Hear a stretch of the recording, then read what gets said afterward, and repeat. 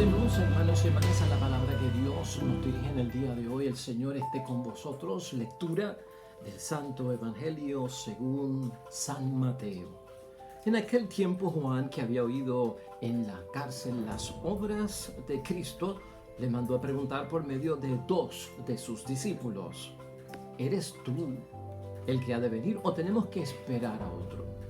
Y Jesús les respondió: id a anunciar a Juan lo que estáis viendo y oyendo. Los ciegos ven y los inválidos andan. Los leprosos quedan limpios y los sordos oyen. Los muertos resucitan y a los pobres se les anuncia la buena noticia. Y dichoso el que no se sienta defraudado por mí. Al irse ellos, Jesús se puso a hablar a la gente sobre Juan. ¿Qué salisteis a contemplar en el desierto? ¿Una caña sacudida por el viento? ¿O qué fuisteis a ver? ¿Un hombre vestido con lujo? Los que visten con lujo habitan en los palacios. Entonces, ¿a quién salisteis a ver? ¿A un profeta? Sí. Os digo, y más que profeta, él es de quien está escrito: yo envío mi mensajero delante de ti para que prepare el camino ante ti. Os aseguro que no ha nacido de mujer uno más grande que Juan el Bautista, aunque el más pequeño en el reino de los cielos es más grande que él. Lo proclamado, hermanos y hermanas, es palabra del Señor. Gloria a ti, Señor Jesús. Pues ahí lo tenemos, hermanos y hermanas, ya iniciando esta tercera semana del tiempo de Adviento en nuestro calendario litúrgico. Palabra de Dios hoy tomada, hermanos y hermanas, del Evangelio de San Mateo, capítulo 11, versículos 2 al 11.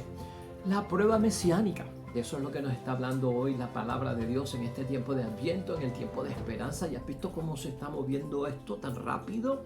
Y ya estamos entrando en la mitad del tiempo de espera, en donde tenemos que renovar nuestra esperanza. La celebración de la Navidad muy cercana ya está. Así que, hermanos y hermanas, seguimos con este tema de reconocer. Seguimos con este tema de la identidad del Mesías.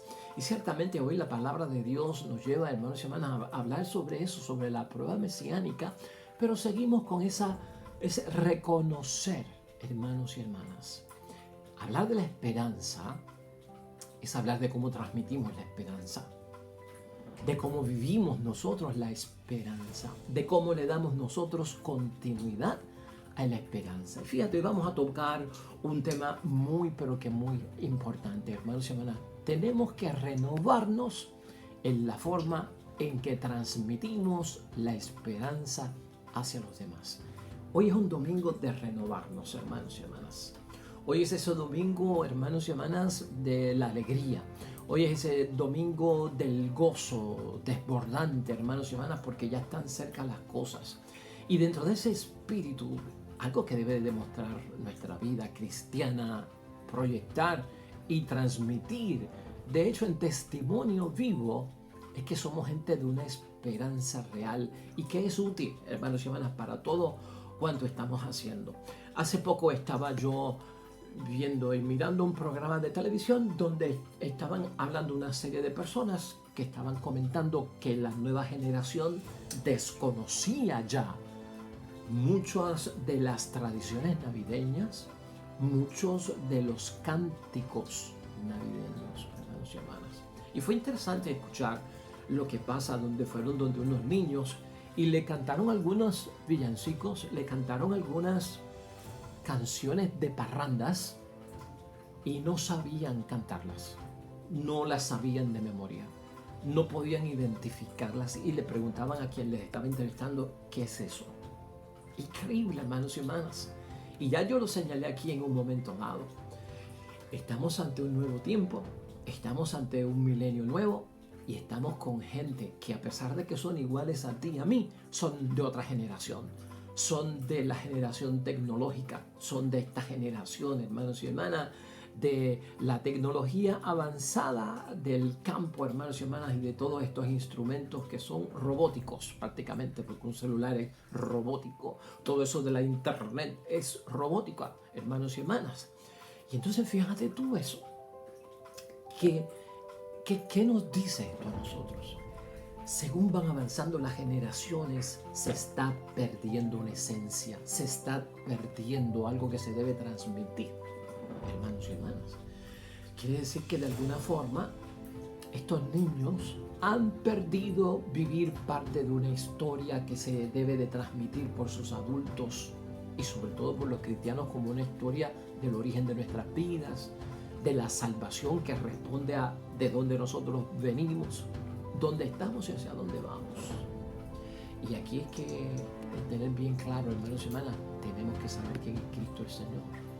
Por eso hoy el Evangelio trata acerca de esa prueba mesiánica que pide Juan el Bautista y que nos pone a pensar, hermanos y hermanas, en idea fuerza con nuestra meditación y reflexión hoy, que la Navidad es un plan de Dios hecho para salvarnos. Eso es lo que hay que transmitir. Eso es lo que los niños tienen que recordar. Eso es lo que tenemos que vivir. Esa es nuestra esperanza. Esa Navidad que se traduce en natividad. ¿Qué es? Es un plan de Dios hecho para salvarnos.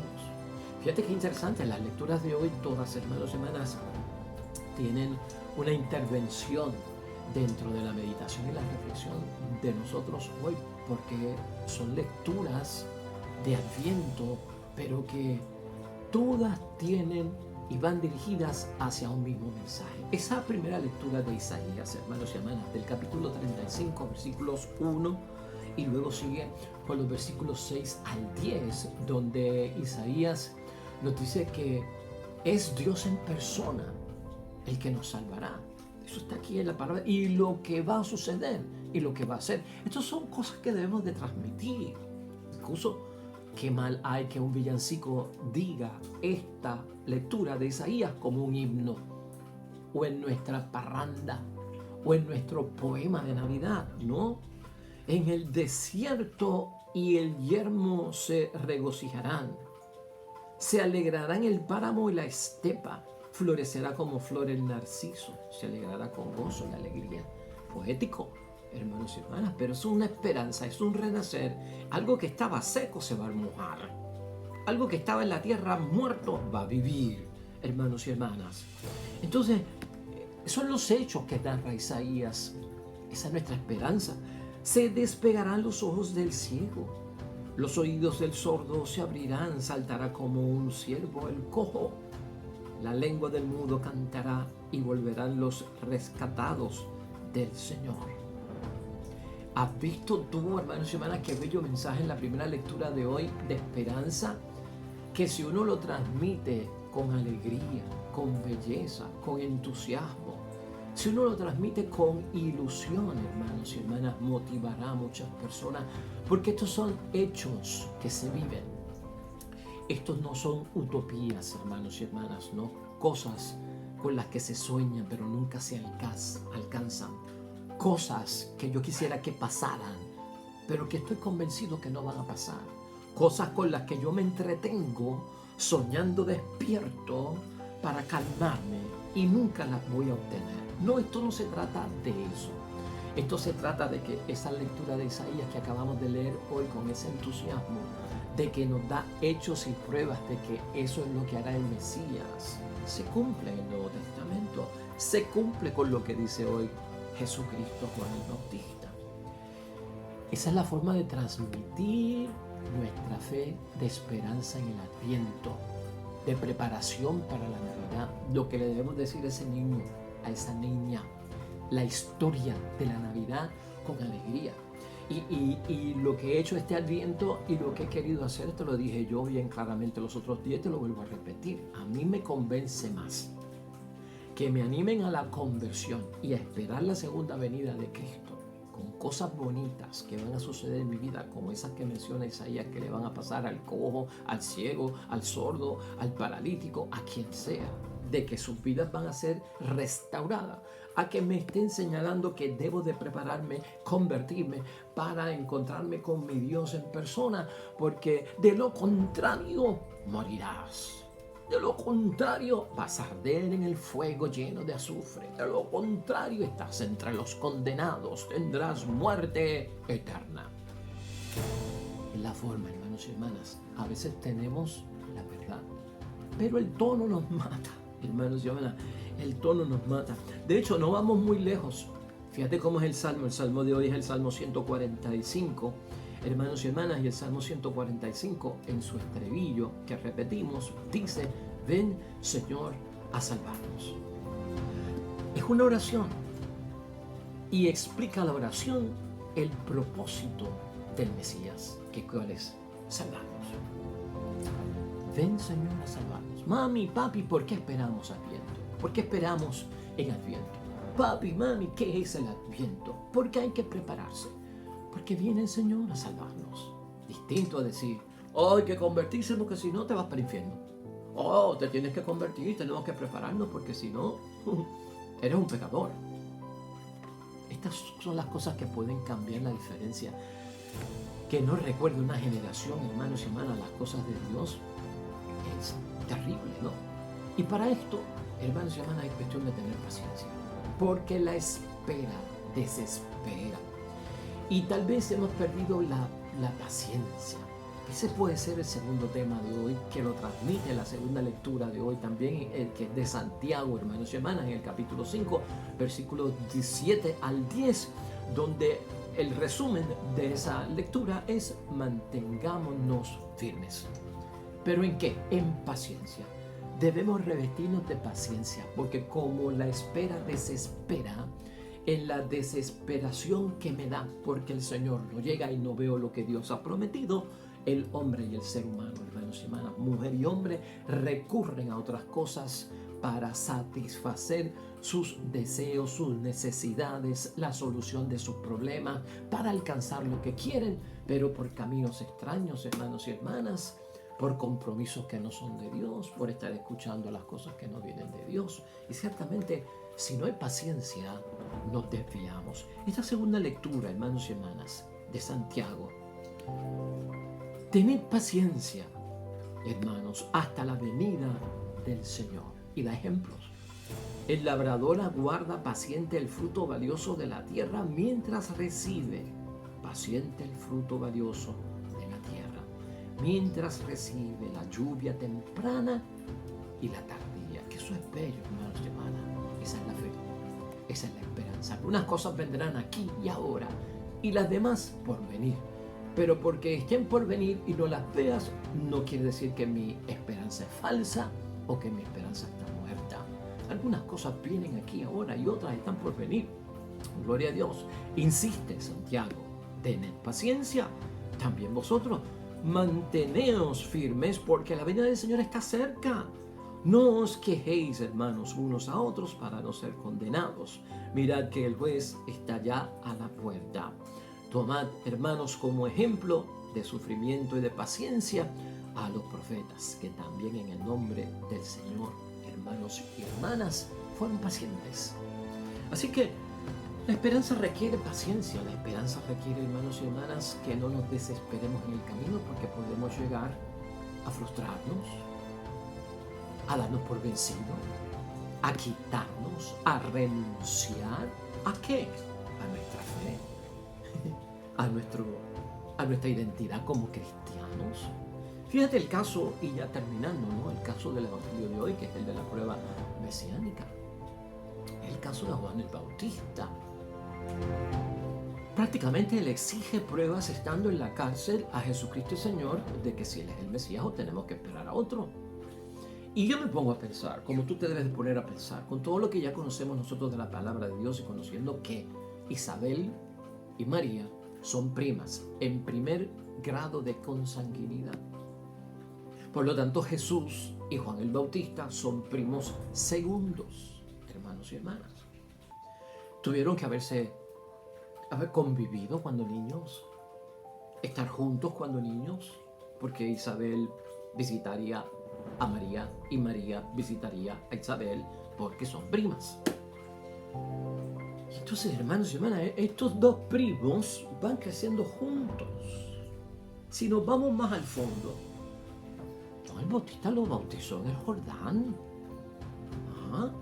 Juan el Bautista dijo muchas veces: yo no soy digno de desatarle las sandalias. Y yo no soy. el que esperan. El que esperan es otro. O sea, claro en la identidad de quién era Jesucristo. Lo bautizó. Y después dio fe y dijo, ¿y saben por qué es el Mesías? Porque aquel a quien se le deposite la paloma del Espíritu Santo, ese es. Es más, lo señaló y lo destacó entre todos como este es el Cordero de Dios. ¿Sí o no? Como ahora, estando preso, Juan el Bautista viene a pedir la prueba mesiánica. ¿Qué le pasó a Juan el Bautista en la cárcel? Claro, estoy preso. Y si Jesucristo es el Mesías, no ha venido ni a verme ni a sacarme de la cárcel sabiendo que injustamente estoy yo aquí preso.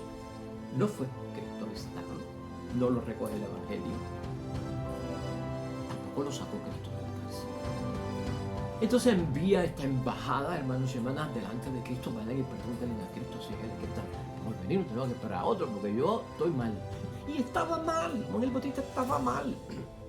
Hermanos y hermanas, ¿por qué? Porque yo te lo dije al principio, aquella gente del primer siglo estaban confusos ante la impaciencia y al perder la esperanza correcta, útil, hermanos y hermanas, de quién es el que vendrá, se hicieron una imagen y esperaban, y discutimos aquí 3 expectativas del Mesías que había en el primer siglo de nuestro Señor Jesucristo.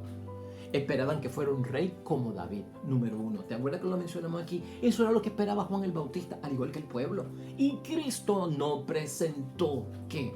Pruebas de identidad de que el Mesías era un rey como los reyes del mundo. Esperaban, en segundo lugar, a un guerrero, a un hombre de ejército como un general. De las guerrillas saldría a darle un golpe de estado al gobierno, que era el imperio romano, que los tenía en opresión y como esclavos. Entonces el Mesías también era esperado como un gran guerrero, hermanos y hermanas, que vendría a dar un golpe de estado y a poner a Dios en el templo como soberano, rey de todos. Tampoco Cristo lo rechazó. Mi reino no es de este mundo. Y en aquella multiplicación de los panes donde la gente lo quiso proclamar rey, le dijo, no, esa no es mi rol. Y había un grupo, y era otra de las tendencias que había, que era que algunos, en tercer lugar, esperaban el Mesías como un sumo sacerdote que venía a restaurar el templo, a salvar el templo que se estaba prostituyendo, que estaba contaminado, que estaba cayendo en sacrilegios contra Dios. Pues que venía a purificar y a renovar el templo. Nada de eso, hermanos, nada de eso. A mí me impacta mucho lo que pasa aquí hoy. Y Juan está aquí al nivel de Tomás, el mellizo apodado. ¿Te acuerdas de él? Que se le apareció Cristo a los 11, no estando Tomás. Y cuando vienen los discípulos y le cuentan a Tomás, no estuviste, te lo perdiste, y se apareció Cristo. Y lo vimos. Y tiene el costado atravesado y tiene las llagas en las manos de los clavos. Y tú te lo perdiste. Hoy, pues hasta que yo no vea con mis ojos las llagas, meta mis dedos en ellas y mi mano en su costado, no lo voy a creer.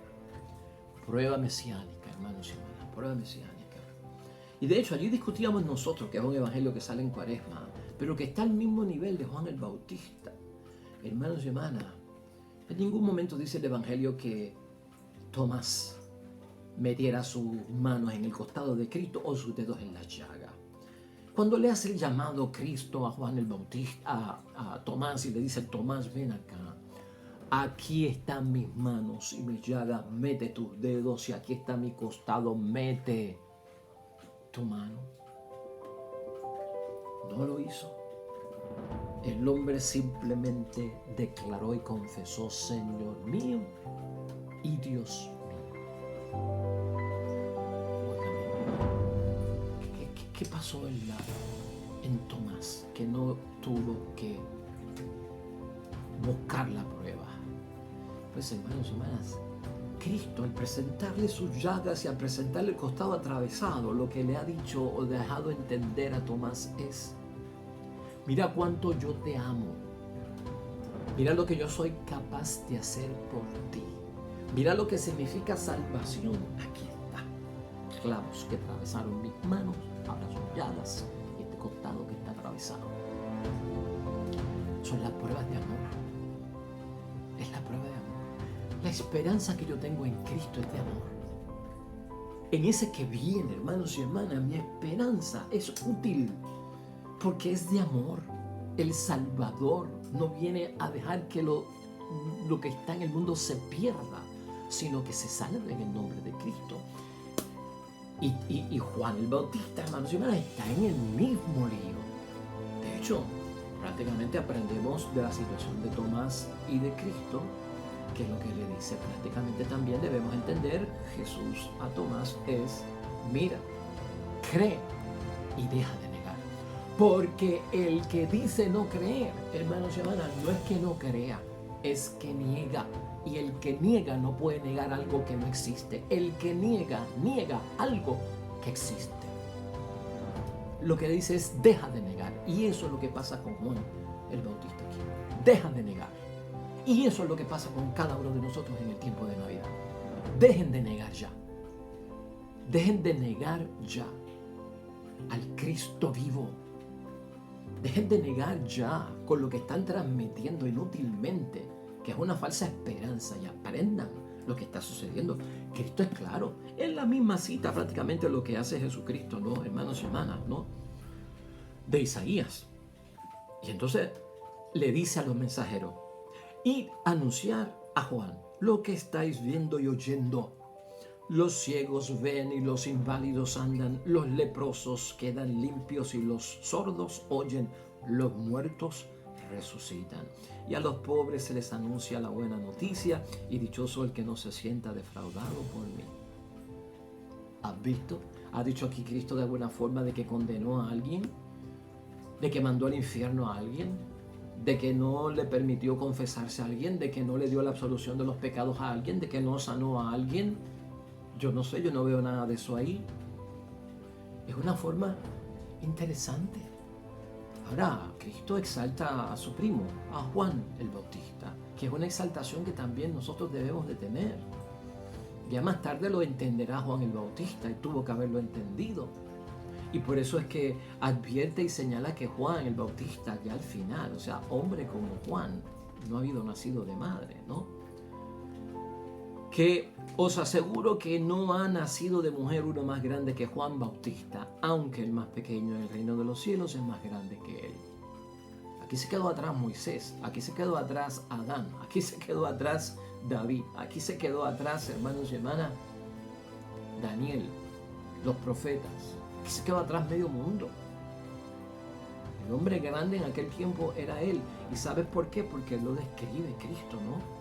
¿Qué salisteis a contemplar en el desierto? O sea, ¿qué tú fuiste a buscar en el desierto? Cuando fuiste a ver a Juan el Bautista.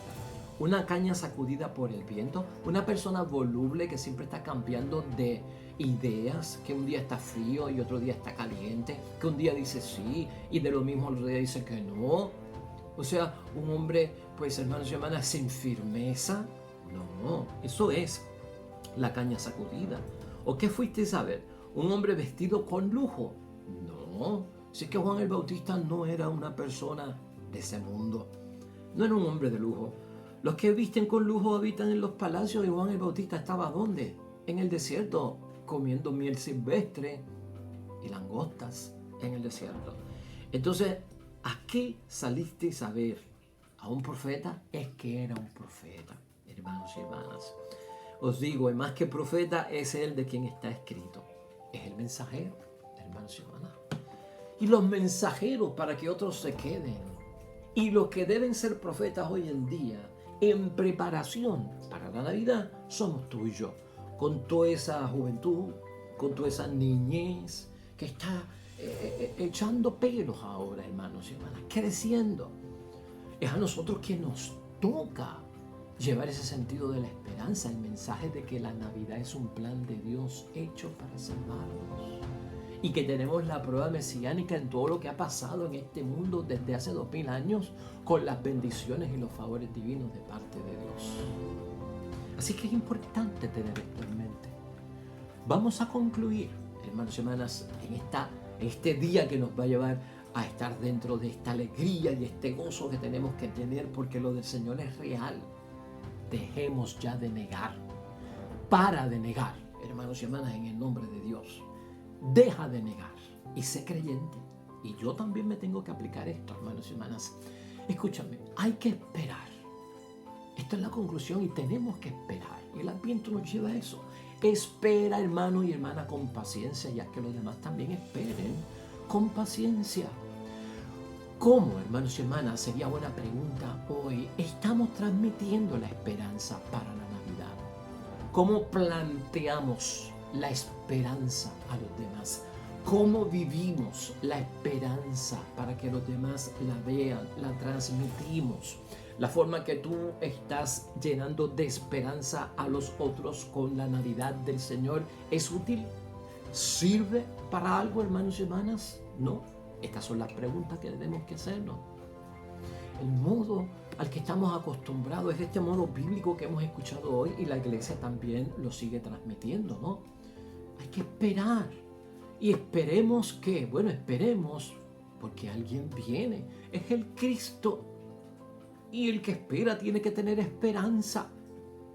Y empezamos a decir, pues, ¿sabes qué? Porque es que viene como ladrón en la noche. ¿Ah? Es que va a haber momentos de incertidumbre. No se sabe la hora ni el día. Y empezamos a caer dentro de un mensaje de preparación, hermanos y hermanas, extraño. Como que nebuloso, de las tinieblas que no son de Dios, ¿no? Como ladrón en la noche, en la incertidumbre. Y empezamos a amenazar, porque si no te conviertes, morirás.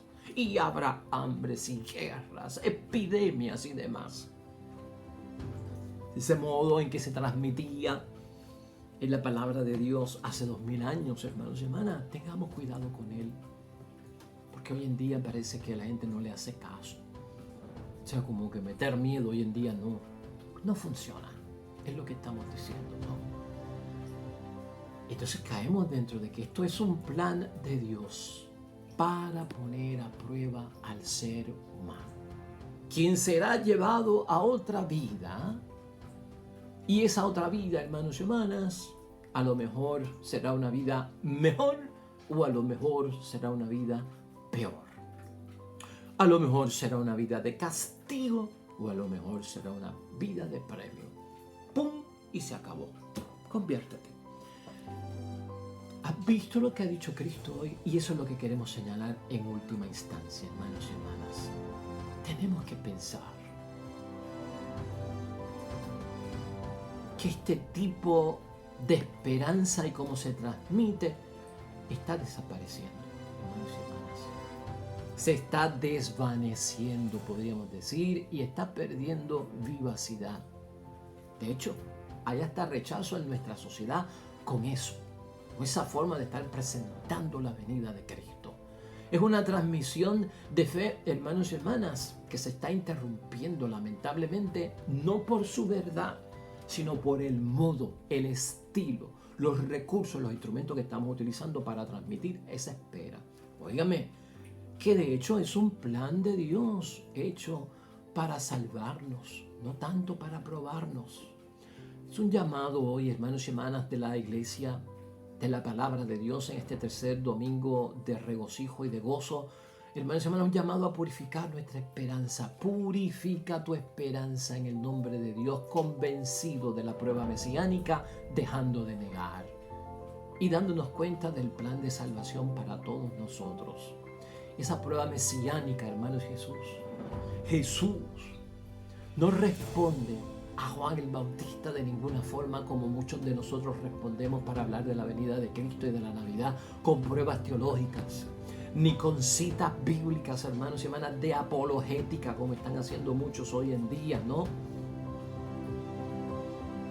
Con dogmas, o tal vez, hermanos y hermanas, con doctrinas para que la gente crea.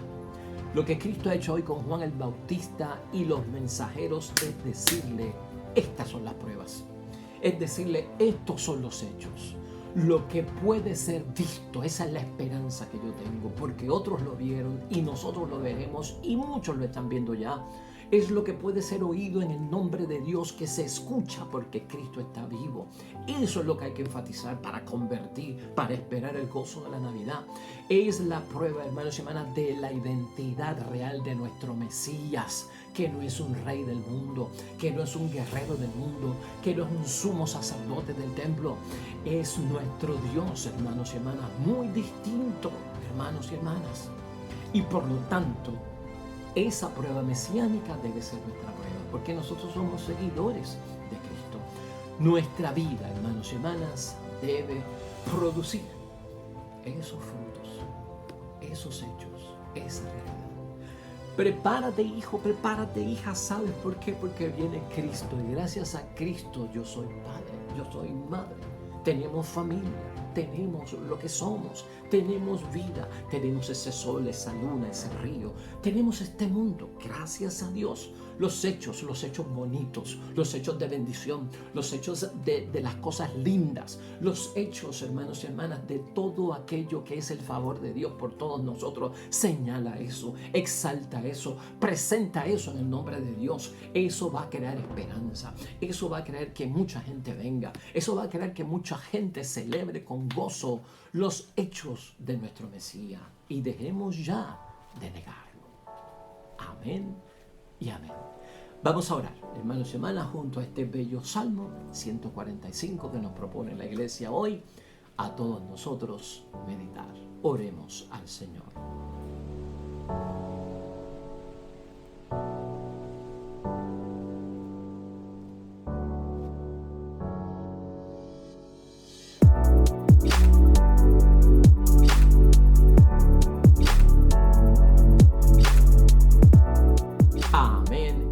Hermanos y hermanas, el Señor esté con vosotros. La bendición de Dios Todopoderoso, Padre, Hijo y Espíritu Santo, descienda sobre ustedes y permanezca para siempre. Nosotros regresamos mañana, hermanos y hermanas, un nuevo evangelio y una nueva reflexión y meditación de la palabra de Dios. Recuerda siempre, todo cuanto hagas hoy junto a los tuyos, para la gloria y la honra de nuestro único Dios. Te va a ir bonito, hermano y hermana, pero sobre todo vas a ser bendecido y bendecida. Te espero mañana, con el favor de Dios. Hasta pronto.